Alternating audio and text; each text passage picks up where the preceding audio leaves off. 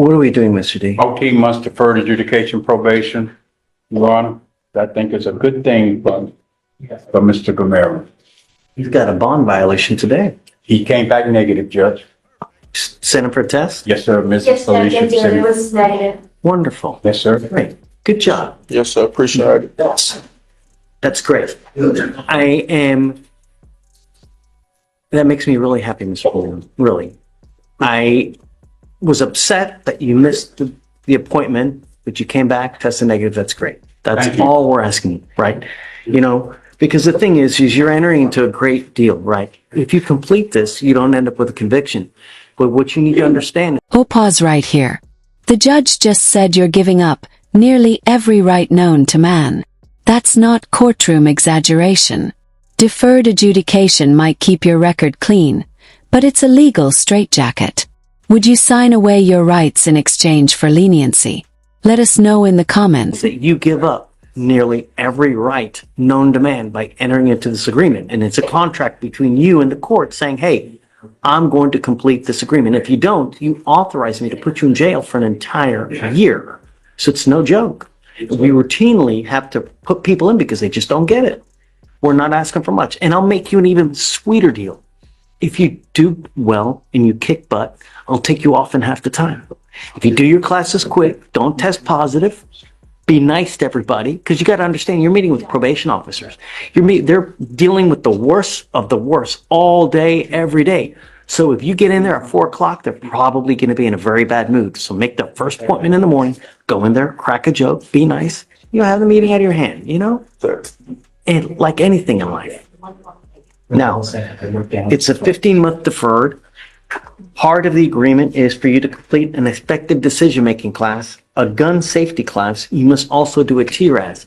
This is an evaluation to see what other conditions you may need. If they assess other conditions, you must fulfill them.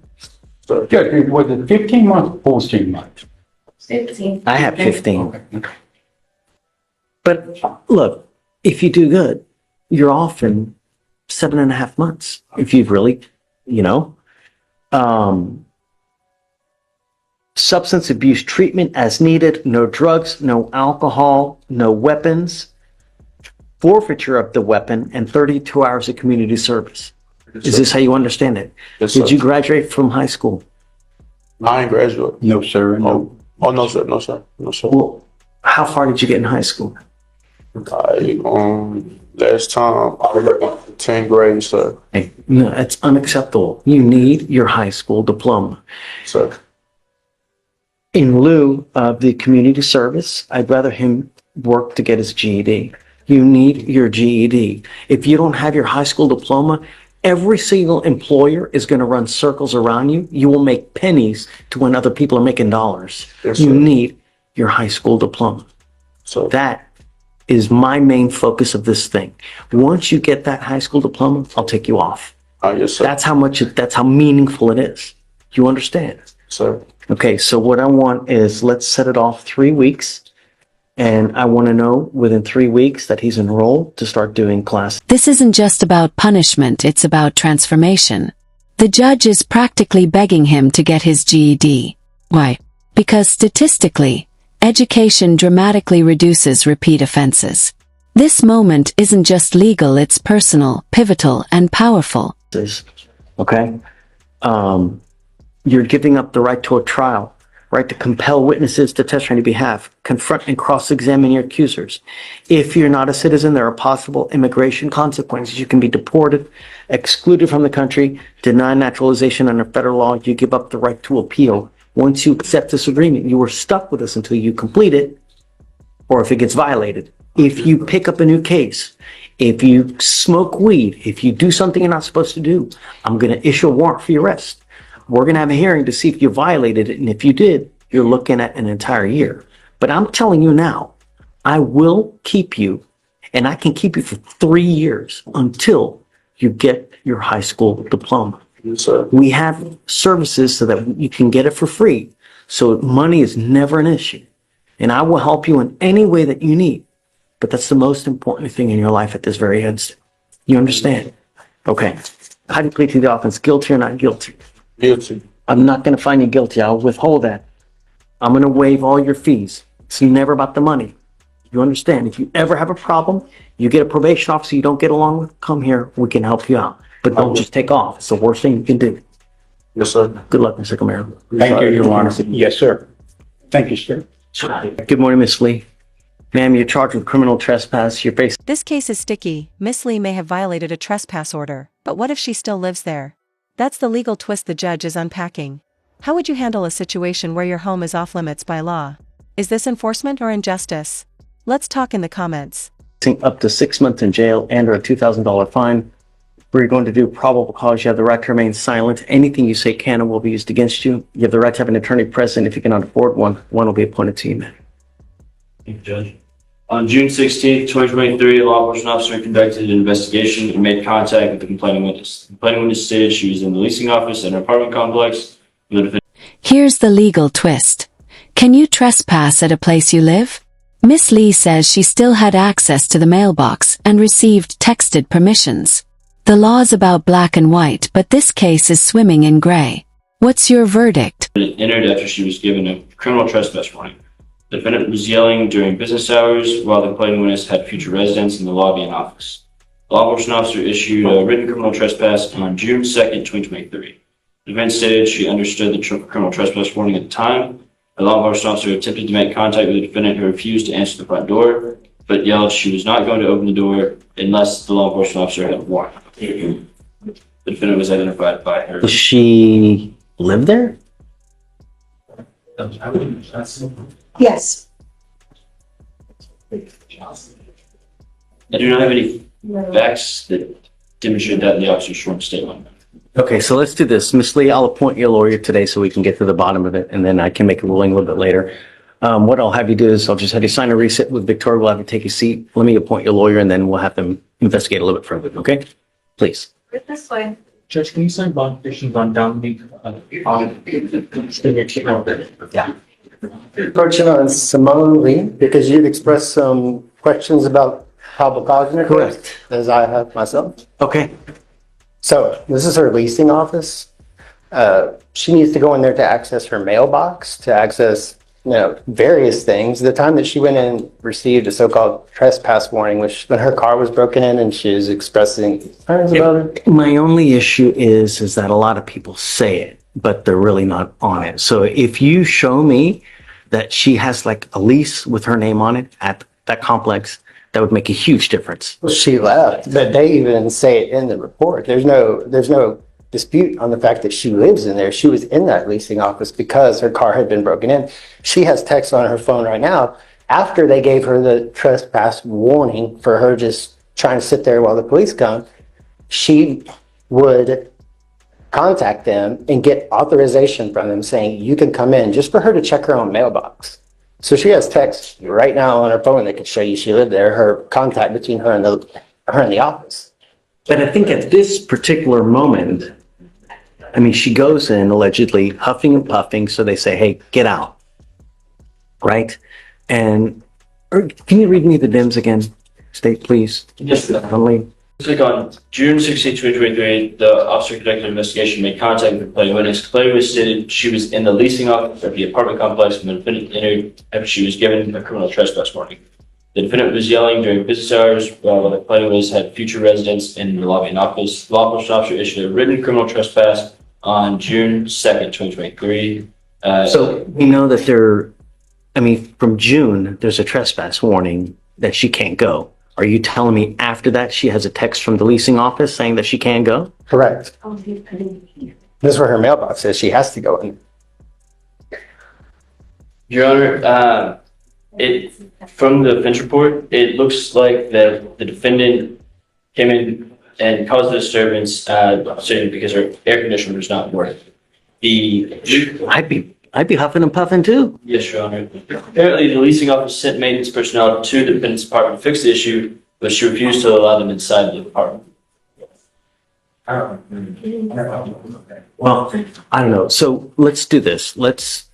Today's Friday. Let's set it for Monday for a formal hearing. See if you can get some kind of lease, because I'd like to know Okay. if she does. You want me to Like come back? named lease. Name, Yeah, please, and copies of the text messages? sure. Okay. And then let's set it for formal probable cause hearing, because I don't know how you can possibly trespass someone where they live, and then you give them authority, hey, come back. Right? You know? Yes, sir. So we'll set it for Monday for a formal probable cause hearing. In the interim, I'm going to order her not to go over there. Come up, Miss Lee. 10 beers. Parked car. A high B. This could have been a deadly headline instead of a court hearing. Should first-time DWI offenders get mercy or a message? Drop your take in the comments below. Let's talk consequences versus compassion. She's, Until we figure this out. Say that again? she doesn't live there anymore, but yeah. It's probably a good idea. Okay, we're going to set this for a formal probable cause hearing for Monday. Don't go back to this place. Don't have contact with the complaining witness in this case. It's not going to go well if you do. Just don't, and then all will be fine, okay? They're going to create those bond conditions. We'll have to sign it, and then after that, you'll be free to go. 10 beers. A .15 plus BAC.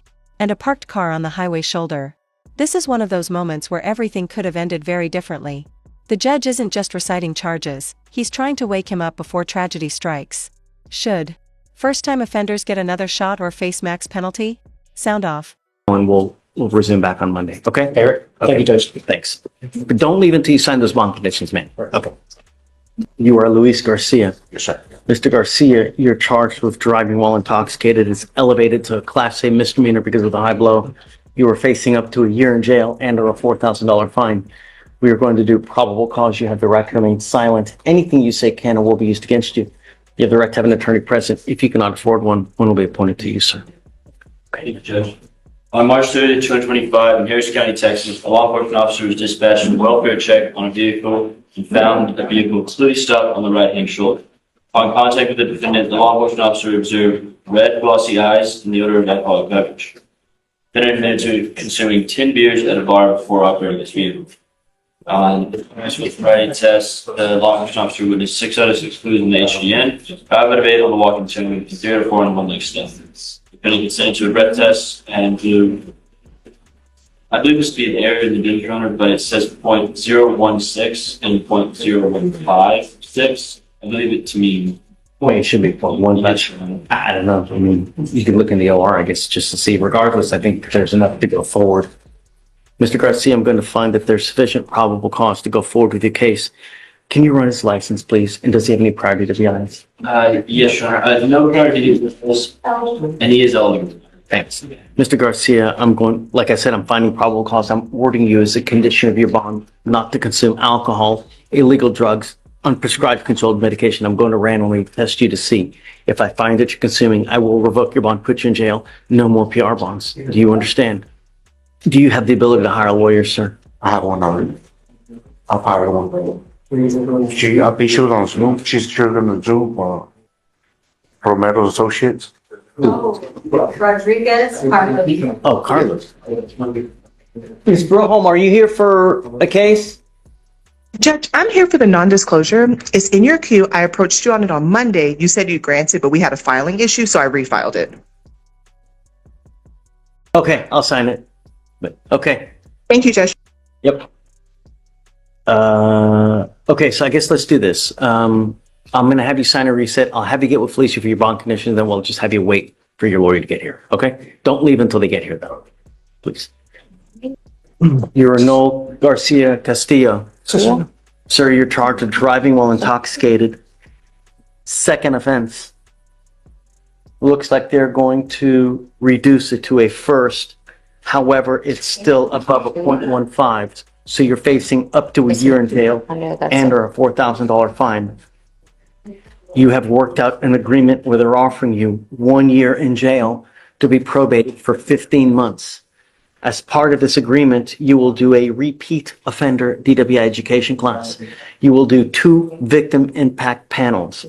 You will do, has he done a TRAS yet? No, sir. You will do a TRAS. This is an evaluation to see what other conditions you may need. You must fulfill any conditions that they state that you need to do. It could be intensive outpatient, it could be supportive out, whatever it is, you must fulfill those conditions. You must do substance abuse treatment, no drugs, no alcohol, You must have a guardian interlock and perform 20 hours of community service. Soto? Do you have children? Yes. I would rather do a parenting class instead of this stupid community service that just, you don't learn anything. If that's okay. 1 day in jail for every $100 unpaid. That's not a metaphor, that's the math. Justice here isn't just about guilt, it's about debt. Is it fair to turn poverty into punishment? Hit that like button if this shocked you and tell us why. Okay, guys, you must also have restitution in the amount of $1,000. Is it true or untrue that you had a .15 or above, sir? Aliento o más alto. ¿Es verdad? True. True. From now on, whenever you get pulled over, officers, they're going to see two DWIs. What do you think they're going to do to you if they come to you and they smell alcohol? You're gonna arrest me. What happens next time? Va a pasar al próximo arresto. Go to jail? No, No. prison. Penitencia. You're looking at a minimum of Lo 2 years mismo in de prison, a 2 años maximum en la of 10 penitencia, lo máximo years hasta in 10 prison. años en la Now, we penitencia. have to get a hold of you so that you realize The hammer drops here. Not just jail time, but thousands in fines. And if he misses payments? 1 day in jail per $100. That's real-time punishment for financial gaps. Fair? Harsh? Or necessary? This is where law, money, and justice collide. What do you think? that this is not a joke and that you should take this seriously. As part of this agreement, you will be required to pay the DPS fines and fees. And if you don't, every day or every $100 that you owe, you will sit 1 day in jail. Do you understand?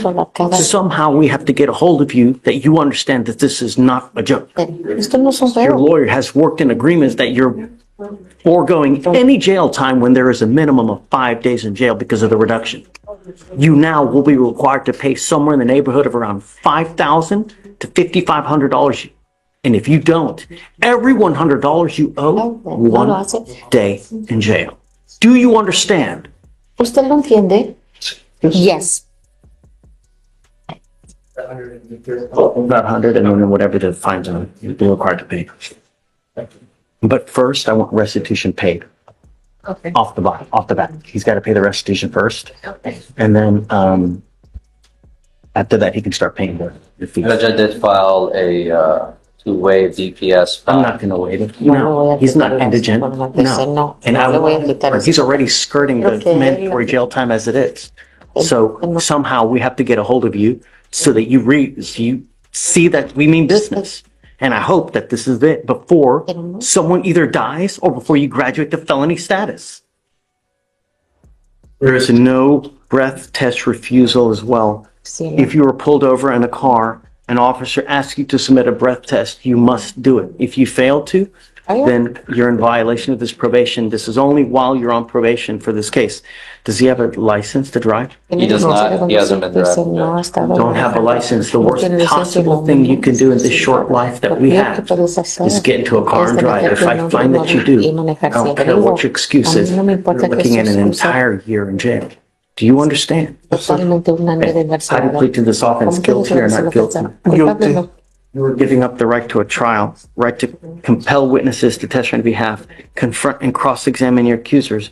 If you're not a citizen, there are possible immigration consequences. You can be deported, excluded from the country, denied naturalization. You give up the right to appeal. Once you accept this agreement, it's done and over forever. You can never come back and change this. Do you understand? Is this what you want to do? All right. Yes, sir. All right, sir. I'm going to find you guilty. So I'm ordering the 20 hours of community service. If he does a parenting class, I'll consider it waived in lieu of. All right. Good luck to you, sir. Thanks, Frank. Yes. Reckless driving, Judge Weed. Do you want him up? No. I had a bit of an issue with this. So that's why I wanted to appoint him someone to see. Go to the left, out of view. There we go. Okay, perfect. Okay, so can you read me the DIMS again, Alex? Please? Yes, Your Honor. So on March 27, 2025 in Harris County, Texas, officer observed the vehicle made an improper turn, nearly causing an accident with the vehicle turning next to him by turning into the wrong lane. Defendant then traveled at 88 miles per hour in a 50-mile-per-hour zone. Every day, someone dies from a boneheaded move. Judge's words, not mine. But this case gets a pass due to lack of hard proof. Close call or misjustice. Would you have ruled differently? And made an unsafe lane change while speeding. Also, I watched the video for this one, so I can answer questions on what actually was observed or what I observed on the video. So let's break it. Complaint, it basically alleges unsafe lane change. It doesn't really. Is that the basis for the reckless driving, the unsafe lane change? So the way that the charging instrument reads is essentially, in word for word, is a recklessly driving vehicle in willful and wanton disregard for safety of persons and property by driving more than 35 miles per hour over the posted speed limit, making unsafe lane changes, causing other drivers to have to take evasive action and avoid collision with the defendant's vehicle. Is that what you saw? I did not observe any vehicles having to take evasive action. What I observed specifically was the defendant coming out of the parking lot on the theater road. He does cut across 3 lanes to go to the far lane. But I didn't see any vehicles having to take evasive action, slam the brakes on. In terms of speeding, I'm not sure if he was speeding or not, but it did look consistent with the flow of traffic with the exception of passing other vehicles. Bernardo? I'm going to admonish you. I think that's fair, Your Honor. Come up. Who is it again? Brendan? Do you watch the news? Yes, sir. Do you really? Do you really watch the news? Every single day in our county, someone dies because of a boneheaded move that's made in a car. Every single day. Not just one, multiple lives are taken on our streets just because people drive in such a manner that they end up killing someone. You know, yours is not the worst, and I'm going to find no probable cause. But be safe. You know, we're not asking for much. Don't drive unless you have a license.